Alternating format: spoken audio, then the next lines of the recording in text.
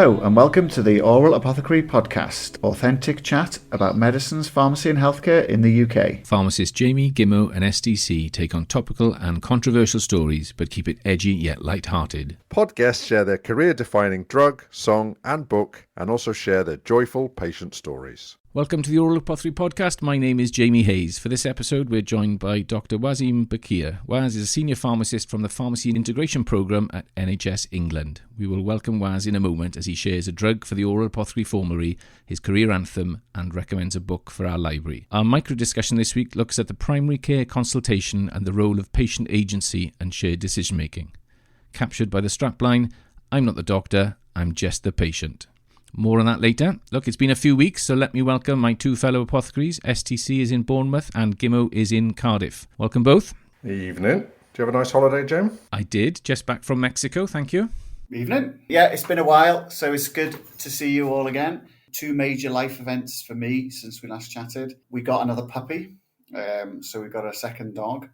So if you hear some yapping in the background, that will be Bella. And I turned 50. So happy birthday to me. So that was last weekend. But I didn't want to talk about me. I want to talk about a book that I've just read. So Jamie, often jumps in with a book.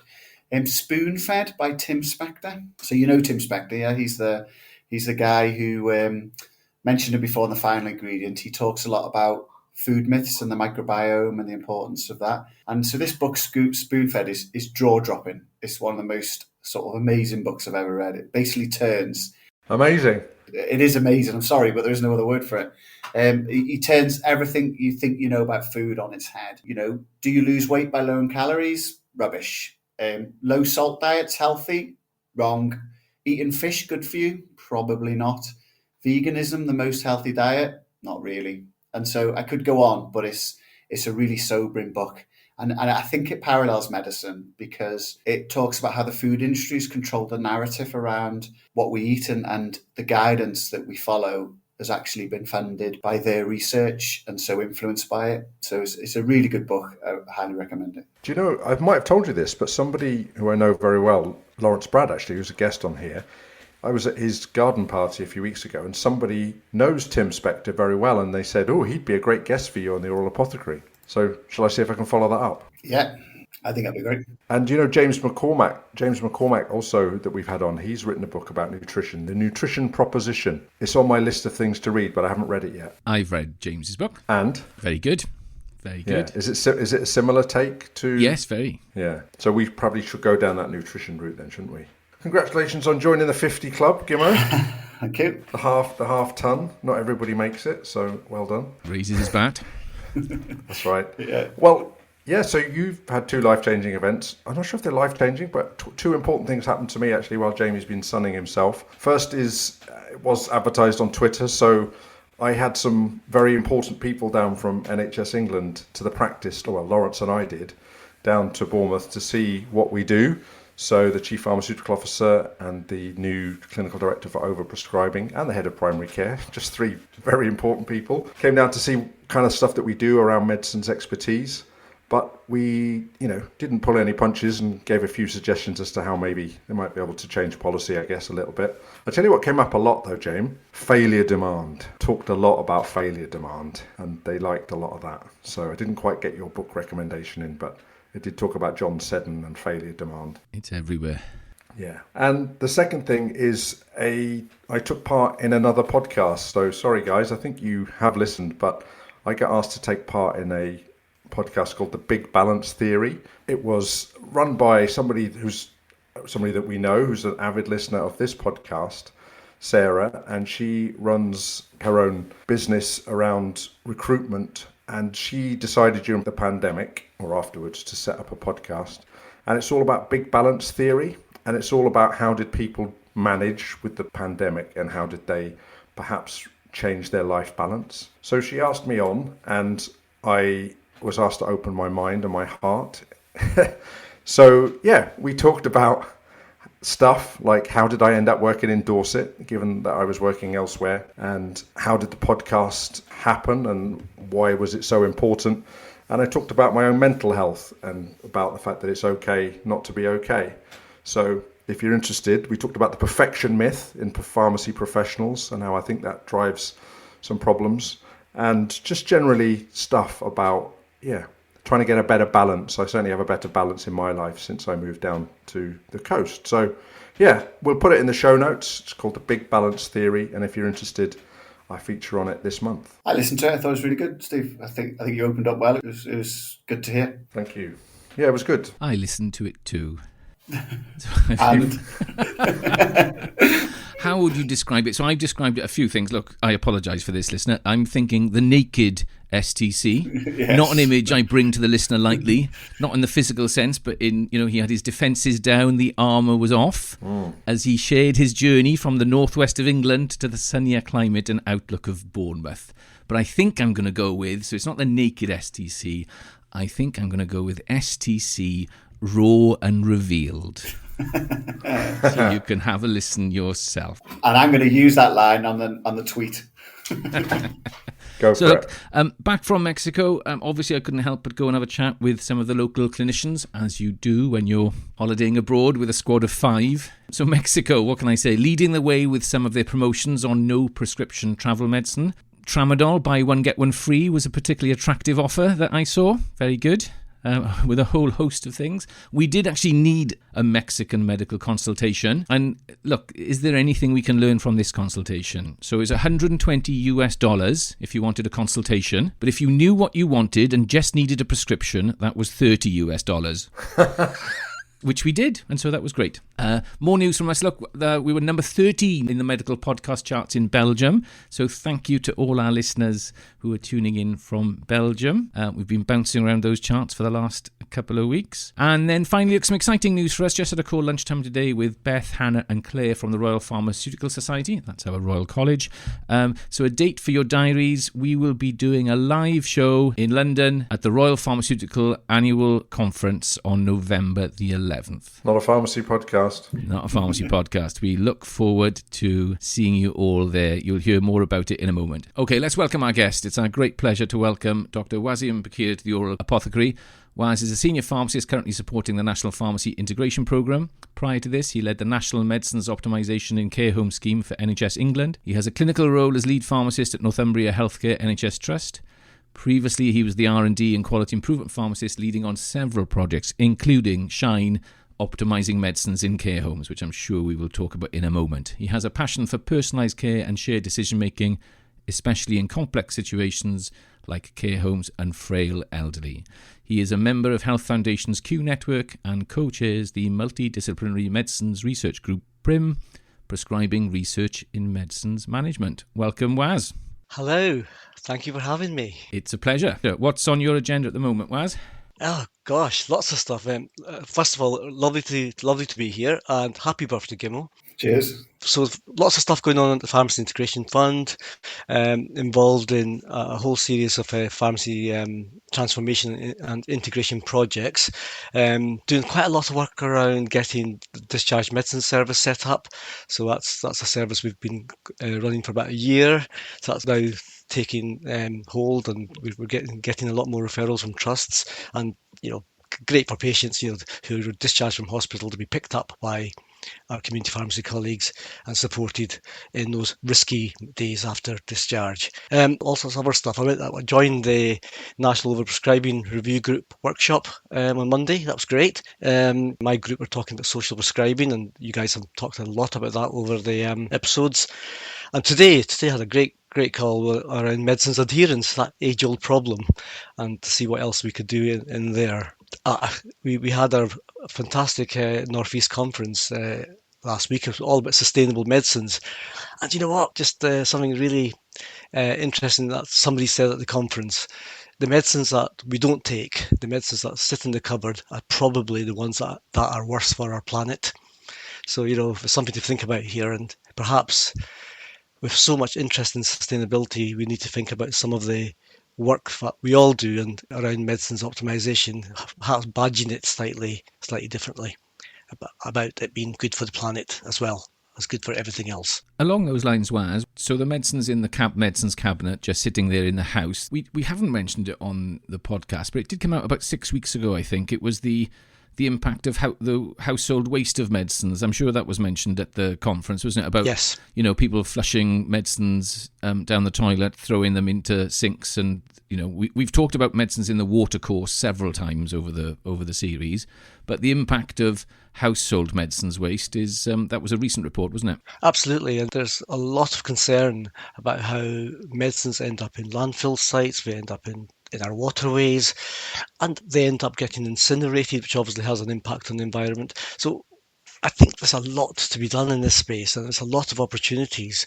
And is this the hook to hang Medicines Optimisation on? Yeah, that's just what I was thinking, because I suppose what you're saying there, I mean, there's obviously the issue about stuff going into the watercourse and the cost, but there's a carbon cost to every medicine from manufacturing it to transporting it, and if it's not being used, then that carbon cost is not offset by any benefit, is it? And so I wonder if that is right, because you mentioned adherence and stuff. We've been talking about adherence and waste for decades, and it's never quite got up there on the agenda, has it? So maybe sustainability is the thing that finally does it. I do hope so, because it's criminal, isn't it, the amount of medicine that we don't take as a society. And I think part of the problem has been getting society behind us and getting the people to understand the real issues about medicines adherence. This whole thing about we overestimate the benefits of medicines, underestimate the harms of medicines, and perhaps we should have a greater focus on bringing a societal effort, and the net zero agenda could perhaps help that. Who knows?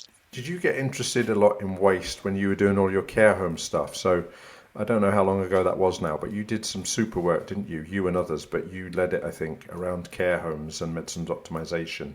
I'm assuming waste was a big part of that, as well as stuff about adherence. Yeah, it was. So the Medicines Optimisation and Care Homes programme was clinical interventions in care homes by clinical pharmacists and pharmacy technicians. But as part of that, we did actually ask all STPs, as they were called back then, Sustainable Transformation Partnerships, which led to being ICSs. We asked each one what they would like to do as a national QI project, a quality improvement project, and overwhelmingly they wanted waste. So we started it, and we actually got 297 care homes complete a full QI audit cycle. Then we got hit by the pandemic, so everything came crashing to a halt, because to do this work you had to go into care homes, and we had pharmacy technicians mainly leading it, and they found that in those 297 care homes, in the course of a month, there was something like £157,000 worth of medicines that were sent back to community pharmacies for destruction. On the positive side, through interventions which are mostly educational, mostly housekeeping, simple things, they actually managed to get that down by 62%. So huge benefits once you start getting people behind you. Care home's a massive resource. We've got a lot of care home patients in the practice where I work, and it does take up a lot of time. And it does feel like it's the system. We go on a lot on this podcast about systems, don't we? Look, I mentioned failure demand already, but there's a lot of failure demand. And I get the impression that we're winning a little bit by the amount of pharmacy professionals that, certainly in England, have been funded in the last few years, and some of them specifically just for working in care homes.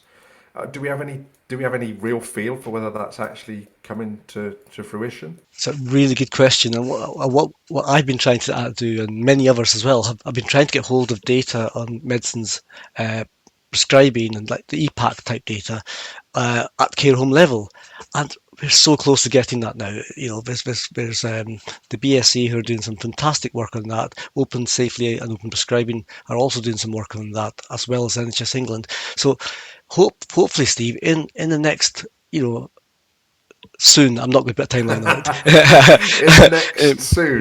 Yes, soon. We should be able to get those data linked at care home level. The model is there, and we just need to sort of do it and test it.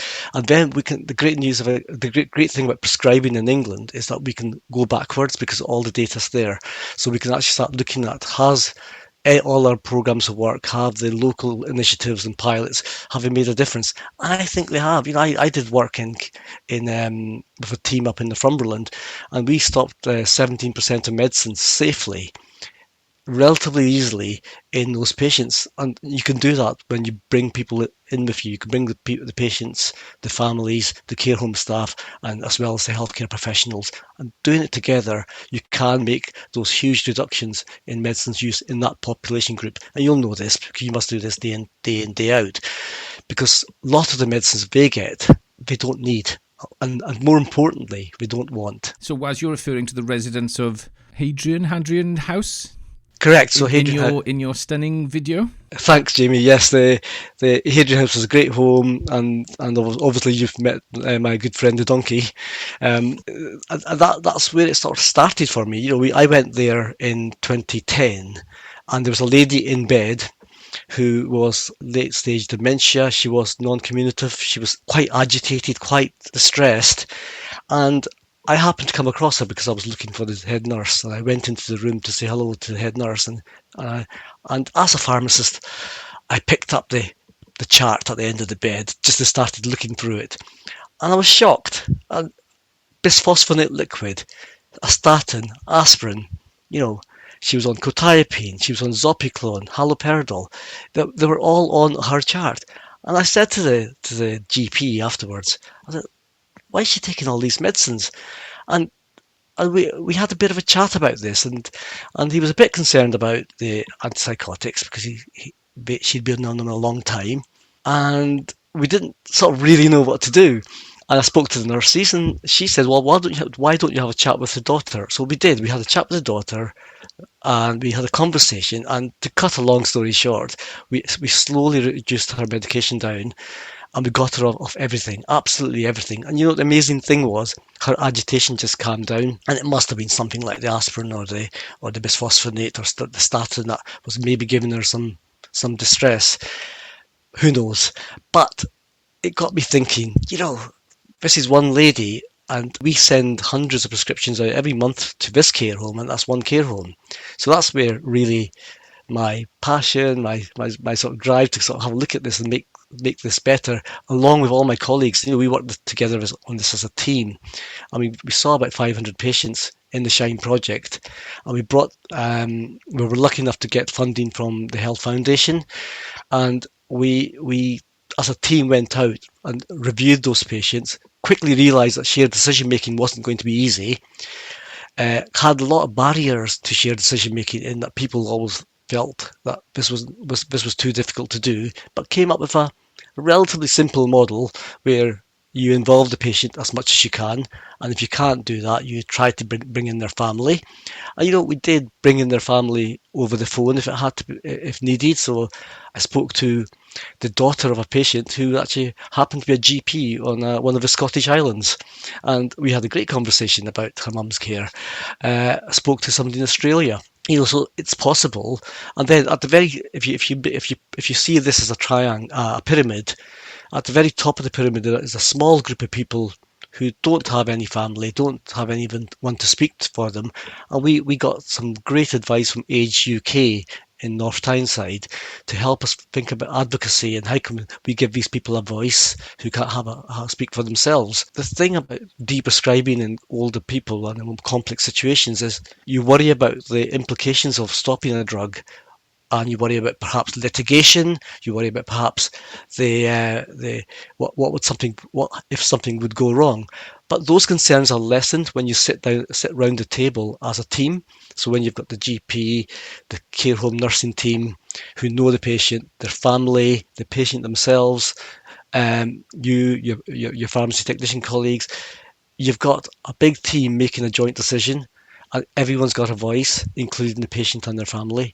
And I think that's really important. Like I say, I think that's fantastic. I know you were talking about collecting the data from the care home, but I think some of those stories could be gold dust in terms of, how we make the case for this sort of work to grow. Because I know it's growing quite a lot in England. I'm not sure if it's growing to the same extent in Wales, and I don't really know about Scotland, but it's definitely where the action is, isn't it? And I think so. My wife does some review work in care homes, and I think she often talks about is how patients come back alive. I mean, that lady that you took off Yes. 2 antipsychotics. Vic tells me stories of relatives say, "Oh, I got my auntie back," or something like that. And these sort of stories are really powerful. But what I also liked about your video was there was a member of staff in the care home talking about how the halving of a drug round had sort of made life easier. Now, that may sound flippant, but that's really important because we're asking care homes to do more and more. And if we can help rationalise the work that's going on in care homes at the same time improving care, then that's a real win-win because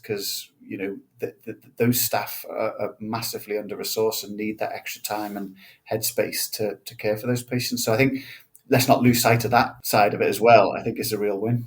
Yes, absolutely. In the Shine project, it was 1 hour per care home on average, and that's a lot of time, isn't it? And some of the horror stories we used to hear, you start the medicines round at 8:30, and by lunchtime it's time to start the lunchtime medicines round because it's taken so long to get round, and we were very cognizant of that. One piece of advice I would give to anybody thinking of setting up medicines review, medicines optimisation services in care homes is please listen to your care homes, work with them, because quite often we walk in with solutions saying we know what we're doing and we've got a great idea. It's really important to get them on board, really important to help co-develop whatever you're wanting to do with them so that we have ownership of the whole process as well.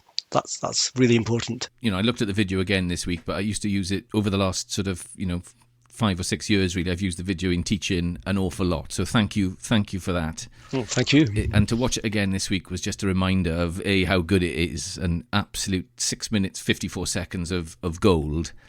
And again, the thing I thought when I looked at it, I thought, a lot of people would write, and I'm sure you have got a document, but a lot of people would be, we'd be bouncing a 50-page, a 60-page document trying to influence people. Whereas that is 6 minutes of just pure emotion, the human side, what can happen when we have time to listen to people. And so as something to influence policy makers, to see it like that, it just, again, so thank you very much. I've used it lots of times, and I would urge our listeners, whether you're a healthcare professional, whether you're a carer, a wife, a husband, a mother, a daughter, son, to have a watch of the video, because it really does show you. And we've talked about with the Lucy Pollock episode, haven't we, about caring for older people. It really resonates with that episode as well. You're absolutely right. We did have a big report and we've had some publications, but nothing beats that short video. And actually, it would have been better if I wasn't in it. I had some fantastic pharmacists in the Shine project, and unfortunately, they stepped back too quickly for me. The project itself was massively a team effort, and we had some, shout out to Nisha and Steve, who were absolutely phenomenal as part of the team. I have shamelessly used that video a lot, just for that very purpose, because I think it's important to get a human message across. The Aural Apothecary is sponsored by Jamie Hayes Executive Coaching and OneLessPill.com. Okay, Waz. Yeah, we all are very impressed with that. And so that's one of the reasons why we got you on. And how many times do we say it about how important medicines are to people's lives? So that's just another description of what we've always said. Sorry to interject, Steve. We'll make sure that the link to that video is in the show notes for anyone who's interested. Yes, we will put the link to that in the show notes. So, Waz, one of the pleasures of coming on the Aural Apothecary, I'm sure you're aware of this, and we're currently in a legal situation. But what the hell? We used to call it Desert Island Drug, but now we're calling it something else. So for tonight, can we call it Dreamy Drug? We're running through some of the possibilities that people have given to us.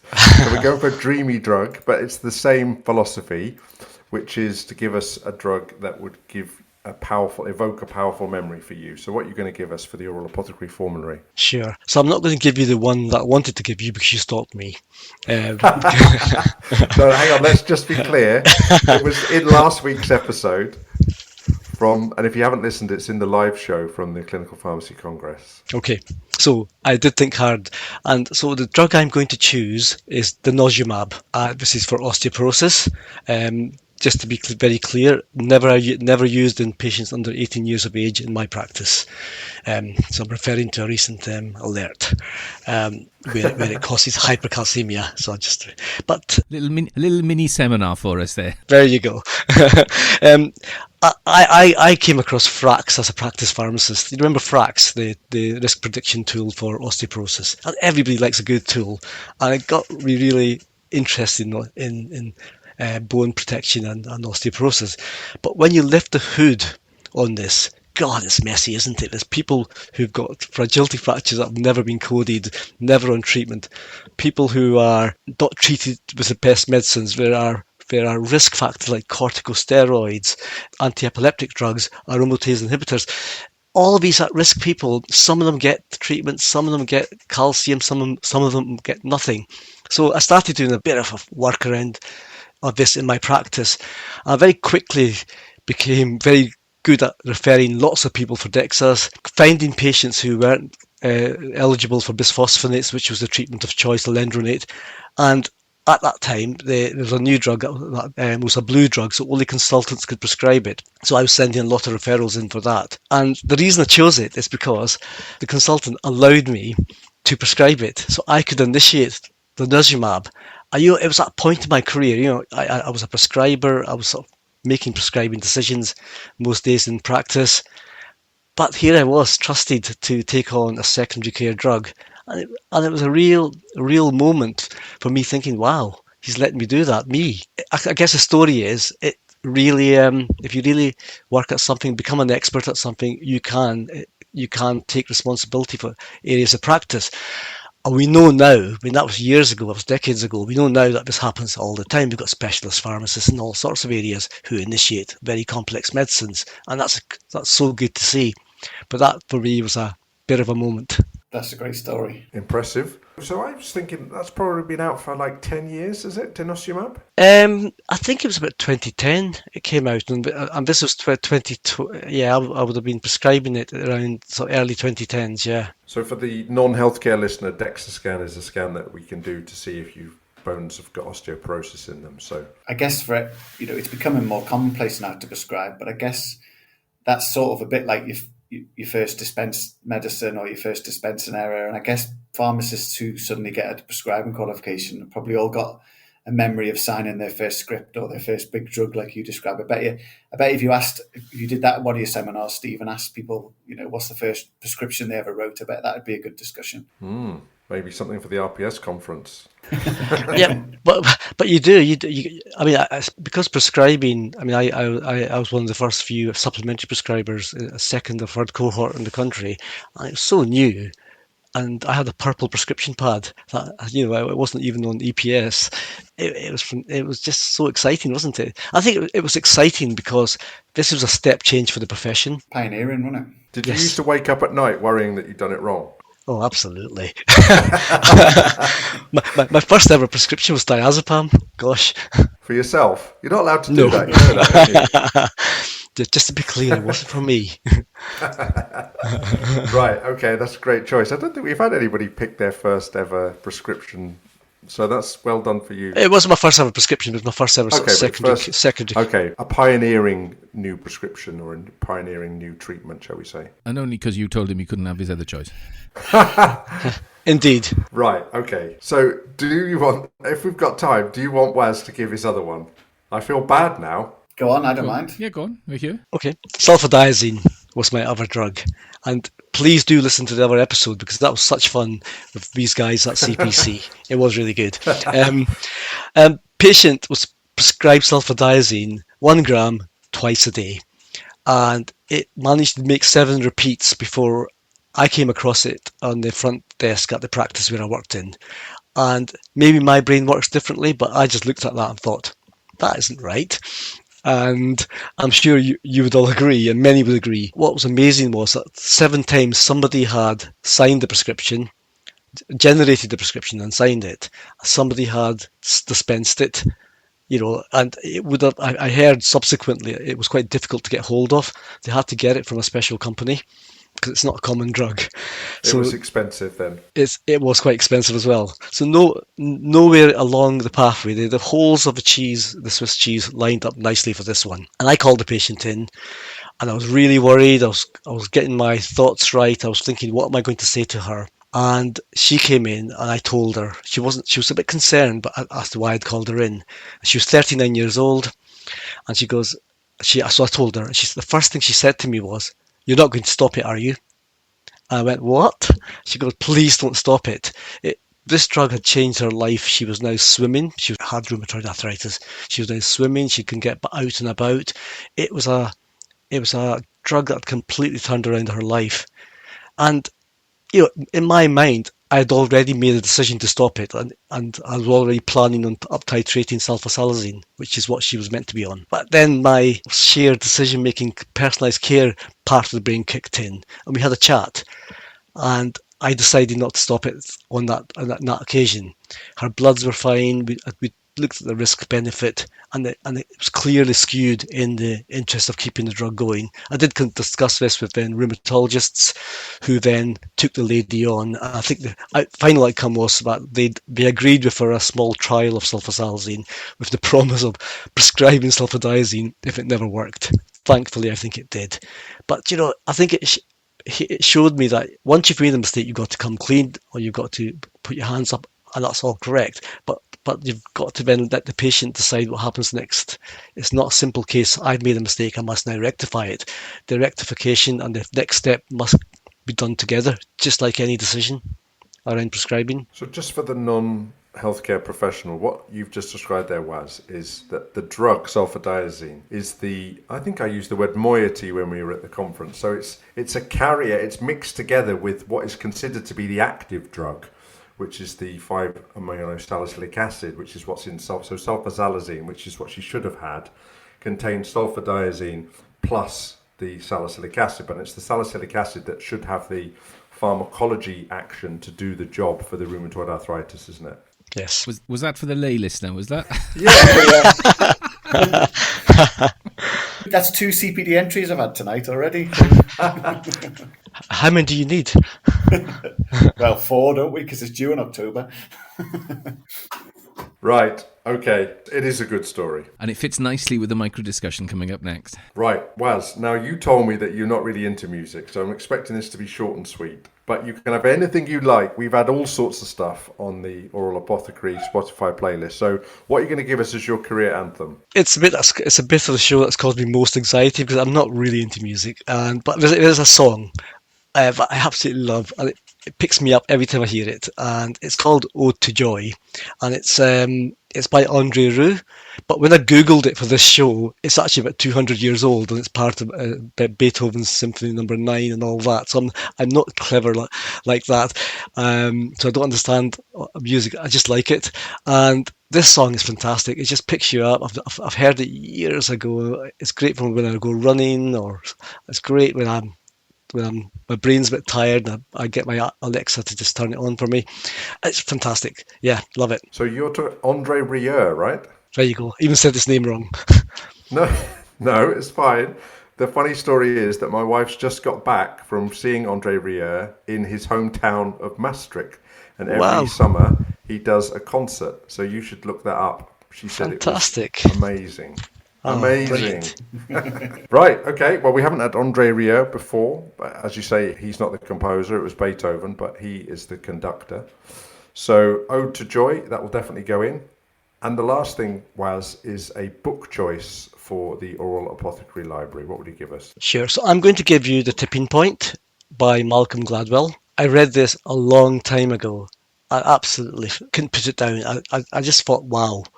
And for me, I think of this book when I think of trying to do stuff. So whether it's setting up the care homes program, or whether it was working on some of the quality improvement projects, or anything I do now, it helps you think through the components of what you need to make something happen, to make social change happen, or to make an idea happen, or tip, as Malcolm Gladwell talks about it. It's absolutely phenomenal. I'm sure you guys have read it. It talks about the 3 different types of people that you need: the connectors, the mavens, the salesmen, and each one having a specific role, and by working together you make things happen. And it also interestingly talks about the Pareto principle, which you guys have mentioned before, where you need about 20% of the right people to make 80% of the good work happen as well. So that's fantastic book.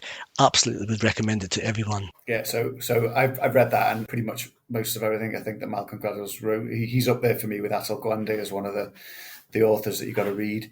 And so he's done Blink, which is about how you trust your gut, how you make decisions in the blink of an eye. But we talk about podcasts on this. He's also got a podcast out now called Revisionist History.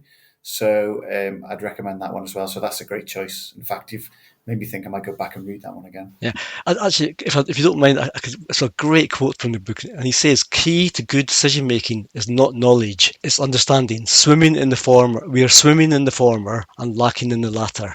And it's so relevant to all the work that we do as well, isn't it? What's his background then, Malcolm Gladwell? I'm going to sound like I don't know what I'm talking about now. So what's his background, Malcolm Gladwell? What is he? Is he a psychologist? Is he a...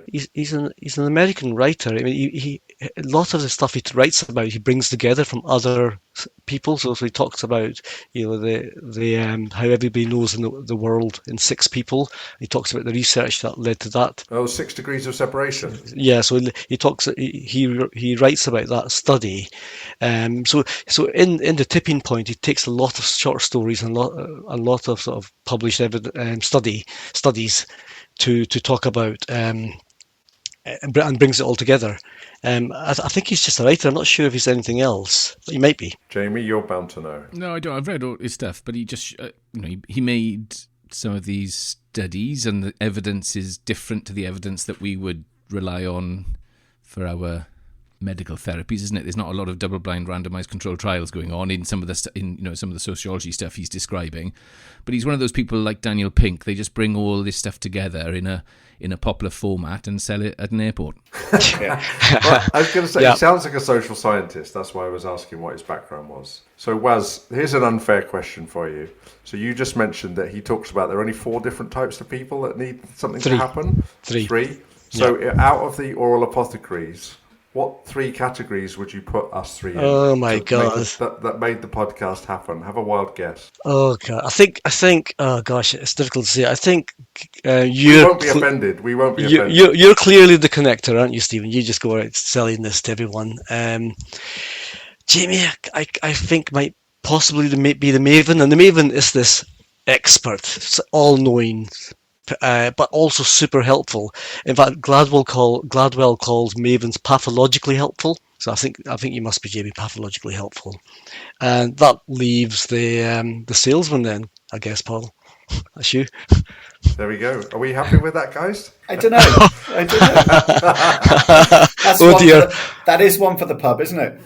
Yeah, well, it is pub chat. I thought I'm going to ask this question. Yeah. Let's not go any further with that. Let's leave it for further debate.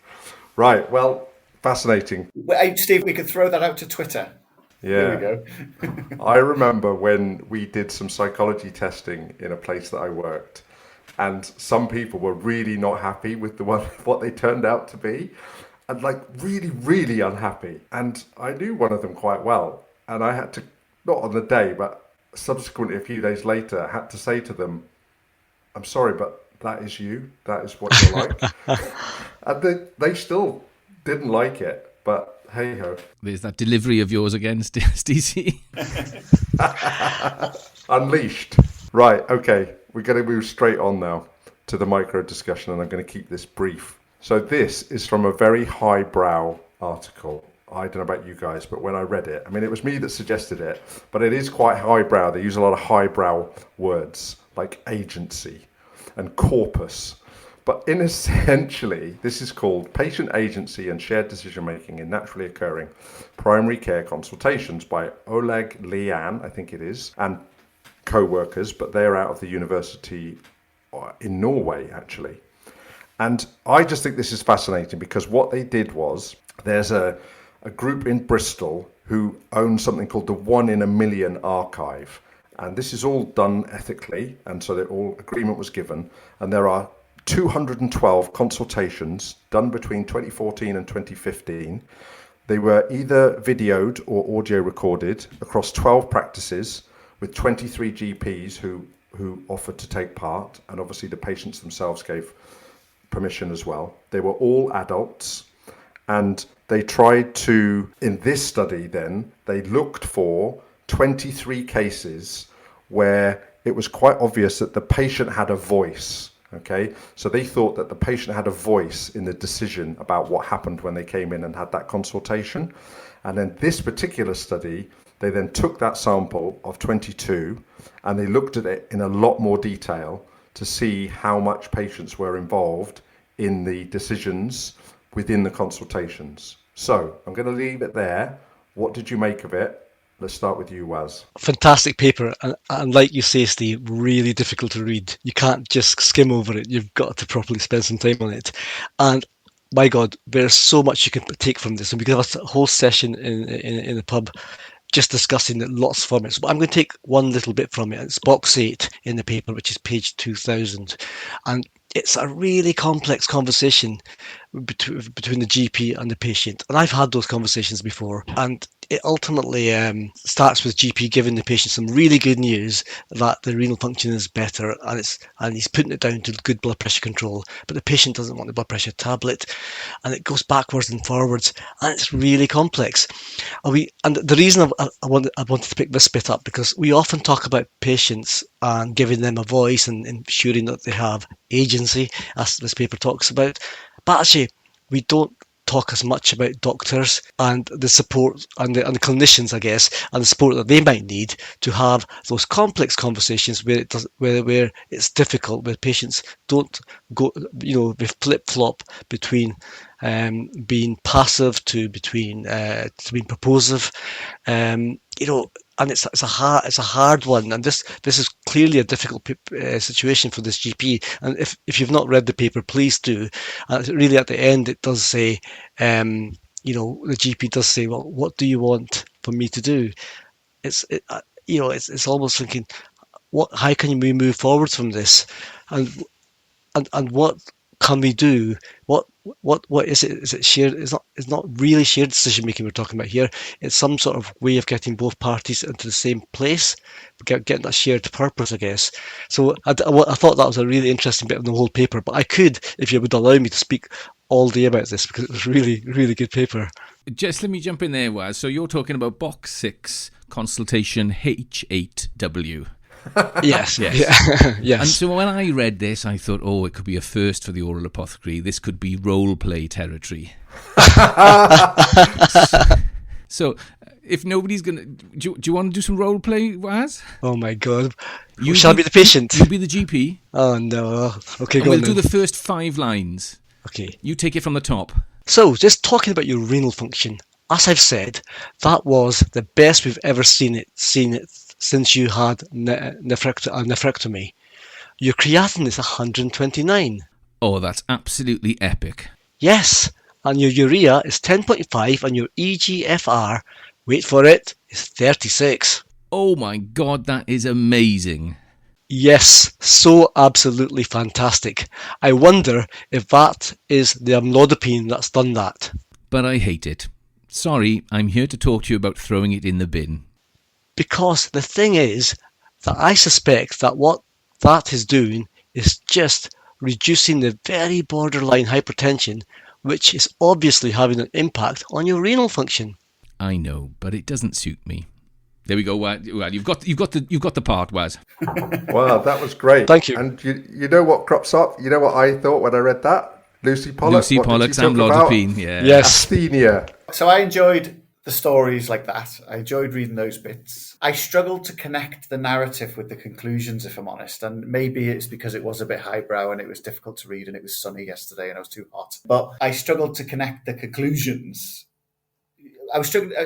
Other than an interesting read, where was the utility, I suppose? And it got me thinking about, so like, for example, social prescribing, we mentioned earlier, and what medicine does and what we do in medicines is we take a good idea and we ruin it because we apply frameworks and rules and we over-formalize it and we overthink it and we introduce guidance. And so I just had a little bit of nagging at the back of my head is that shared decision-making is a conversation, and GPs are people as well. They're part of that conversation, and the clinicians.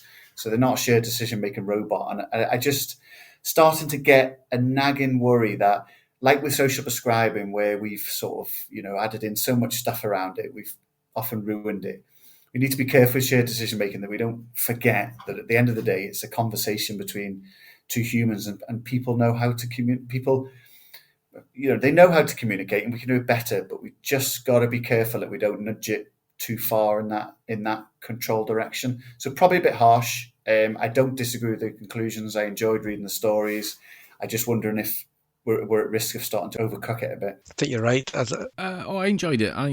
lifts the lid on the consultation, doesn't it? And over the years, look, we've taught therapeutics and we've trained people and updated people in therapeutics, and then occasionally we come back to it's all down to the consultation skills. You can have all the therapeutic knowledge that you want, but if you can't manage that consultation, and then to bring in, it reminds me of the coaching. I don't have conversations with patients anymore, but I do have sort of long conversations with coachees, which go on a bit longer than the 10 minutes. And it's just really analysing what people say, how they say it. All those things come into the mix. And then the authors have divided up the content into proposing actions, opposing actions, declaring values, and decision-making roles. I quite like that, quite clever.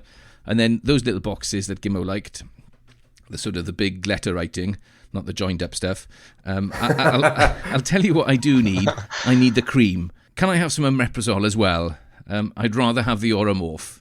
And they're just simple things, but actually through these researchers, through their sort of lens, you begin to understand the consultations are, for clinicians, it's complex territory. And to be fair, I did like it when it said that one of the recommendations was around giving patients an invitation to tell their stories and elaborate on their views. And I thought, if we are going to have rules, then that's not a bad one to follow, is it? Let me come back to you on this. As a clinician, I recognise all of these, not all of the time, but often. Okay, this is a thing. And what it's really trying to say here, and they're spot on, is that when it comes to it, when the chips come down, if you try really hard to give people options and then ask them to make the decision, they can't. When it comes to the end bit, they defer to the clinician. And that's one of the big conclusions that comes out of this. But that's not a medical thing either. In society, we all want choice, but we don't want to choose. Yeah, sure. No, but I think what they're saying is that, they say that patients oppose further actions more often than they they oppose rather than propose. And that, I find that to be the case. And so I try very hard in my consultations to be, and I get time because I'm doing structured medication reviews with patients who've got complex needs, so I get a fair amount of time compared to a standard GP appointment. And I always try to give choice, and I will give them the choice. I might remove choices that are clinically just not possible, okay? They can't possibly have this drug because they just can't, because of the other conditions that they've got or the drugs.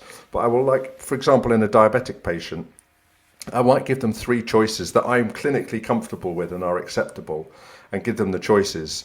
But I tell you, quite often they'll just say, well, I think I've understood what you've said, but I still would like to. They essentially say, I'll defer to you. This is important, Steve, because what you've said there is actually happens all the time. Patients come in and they don't want to be involved.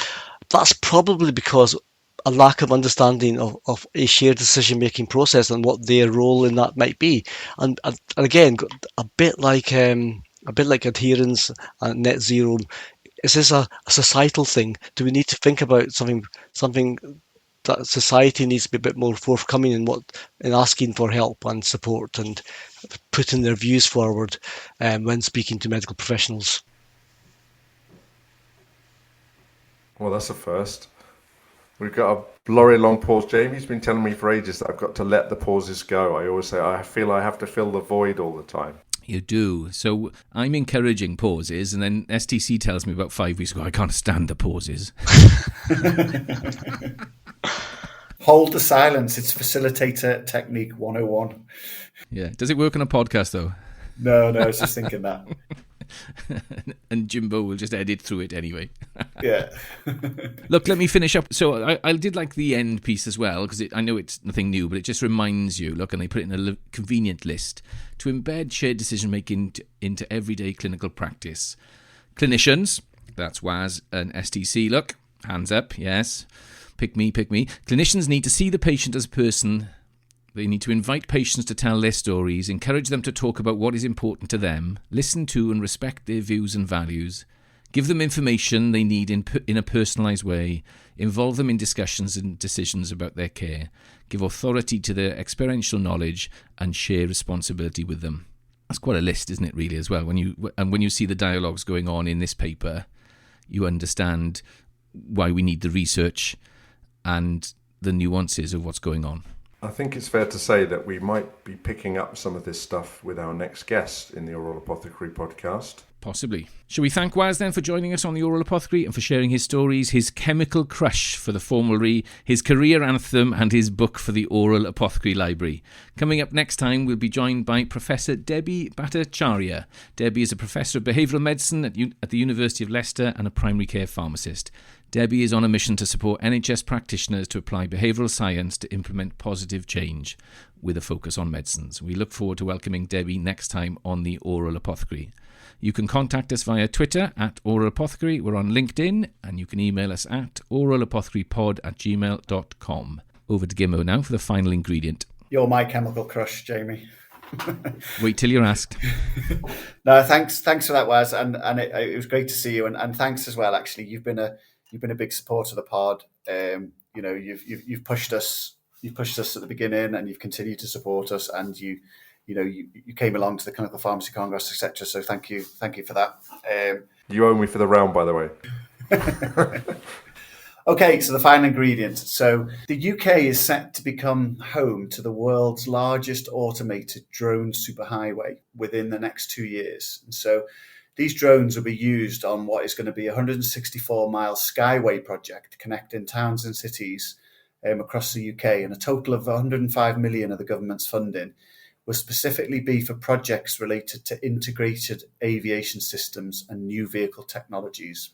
So what has this got to do with medicines, I hear you ask? Well, the projects include a plan to use drones to provide regular deliveries of mail and medicines, and to distribute medicines across the country, potentially enabling things like cancer patients to be treated in the local community. And in fact, there's already a trial scheme being planned aiming to speed up delivery of chemotherapy drugs to cancer patients in England. So the drones will carry drugs from a hospital pharmacy in Portsmouth across the Solent to St Mary's Hospital on the Isle of Wight. And this means that patients will avoid the need for a 3 to 4 hour round trip to collect. So Darren Cattell, who's the CEO of the Isle of Wight NHS Trust, does stress that they're at the early stages of the trial, but if this trial is successful, it could be rolled out nationally with radical implications. So there you have it. We're just getting to grips with hub and spoke dispensing, and now we have wings. This was a 3 Apothecaries production. Sound engineer Jimbo Slough. Original music Jamie Brewster. Artwork by David Baker. Thanks for listening to the Aural Apothecary podcast. Warning, may cause drowsiness if you don't listen with caffeine. This episode of the Aural Apothecary is sponsored by jamiehayes.co.uk.